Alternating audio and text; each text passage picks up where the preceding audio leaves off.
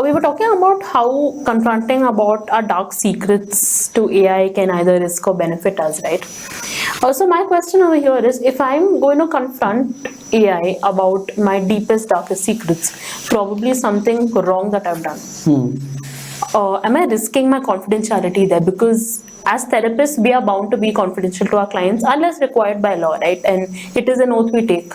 Yeah. But in AI, there is no obligation for confidentiality. We do not know where our information is being leaked, how it's being used. Obviously. So what am I risking by sharing such things?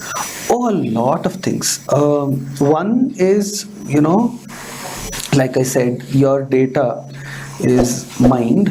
So people extract the data and start using it, which is a generic issue. Maybe people who want to promote health products or insurances or people like that can definitely make use of your data and say, okay, this is a group of people that I can approach and sell all my products. So that is one kind of issue. But the deeper issue there is when you start revealing about your personal information, forget how AI might make use of it. You will lose the ability to say, what to say and what not to say. Right? If I keep texting AI about all the negative thoughts that I have or the dark things that I have done in my life, I will forget that discretion, that cognitive discretions we need to have, right? I should know what to tell you and what not to tell you. I should know what to reveal to a stranger and what to reveal to a friend. So we as human beings, we will end up losing this cognitive discretion and maybe end up with a lot of problems by keep sharing all your personal stuffs to every random person in life. So it creates a habit in your mind.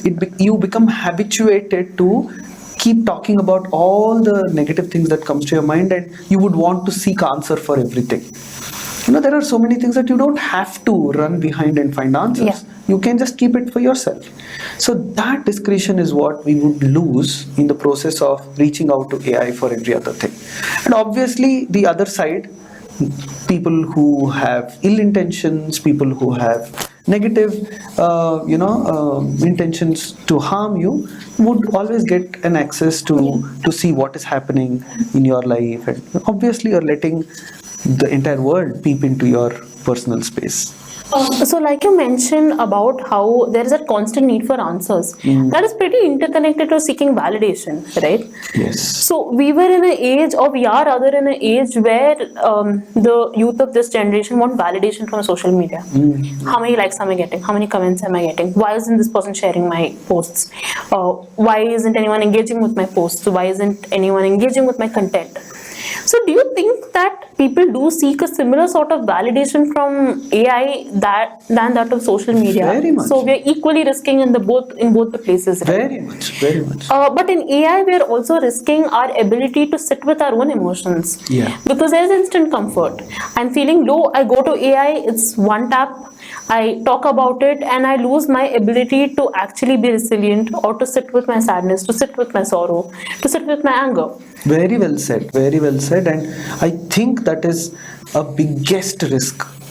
Because you would lose that ability, like you said, to sit with yourself. You lose the ability to control your emotions. You lose the ability to have some patience to wait and wait for an answer. That is what happened rather maybe a decade back, where the invent of search engines, Google and many other places. So what happened is people wanted to know. So for everything you Google, for everything you want information, you want answers.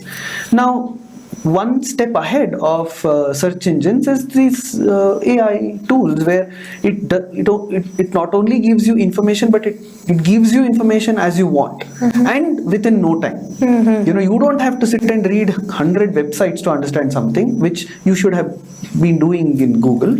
Now in one click, you get all the information, and all the information consolidated. Yeah.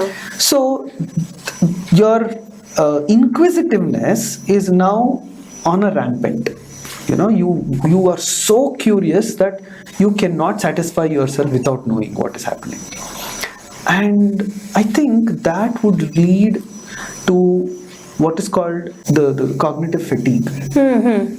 What we talk about, information overload. Yes, right? yes. So that results to cognitive fatigue. You feel like so tired because there is so much of information, there is so much of unwanted things that you are saving in your mind. You don't know what to take and what to Yes. leave, and with all the information you take, you don't know what to do with it. Exactly. And so many things are not just irrelevant, they are burdensome. For instance, of course it is very important for me to know let's say an accident that happened maybe in some other part of the country.